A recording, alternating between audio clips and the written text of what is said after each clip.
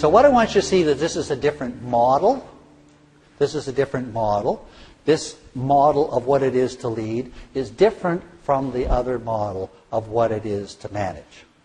But, as good integrative thinkers you would know, you don't actually choose one over the other. Because the fact is you have to do both. And what Jack Welch, would describe himself as a grunt. If you say, what was my job? He says, I'm just a grunt. He says, I'm just a boring guy who goes home every night with a great big fat briefcase full of plans from one of my divisions, and the next day I get up and I take my car or my helicopter or my plane or wherever, and I go off to a division, and we spend the day arguing about it. And that's what we do. We argue about the results, we argue about the targets, we argue about the people, we spend the whole day on it. And at the end of the day, I might fire them all, or I might think they're all doing a good job and they get to stay, but that's what I do. And next day, you know what I do tomorrow? I do exactly the same thing. I got another briefcase, I take it home, and I manage. I manage. So he understood his job as leader in the Cotter sense, but he also understood his job as manager. He was a planner, he was big on people, and he was great on keeping track.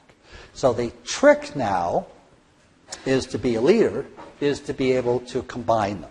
Combine those two models and see them as something that works closely together. So now we have, but you can see where we've come. We've come from saying, do it because I said so, to do it because it's a great idea and I need to convince you. But I still need to tell you what to do. So we've made a transition, and I'm no longer going to assume that just because I told you to, you will do it.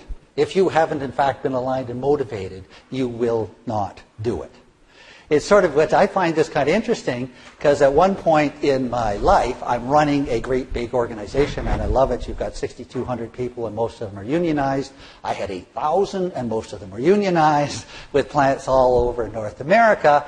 And it was very clear to me the way our place worked. I was in a very old traditional industry. Our supervisors, our whole management structure was based on the idea that the bosses told and people did as they were told. That was it. They all believed that. That's what they believed. And it was so obvious to me, with the good fortune of coming in from the outside, to see that in fact they didn't. In fact, people didn't do what they were told.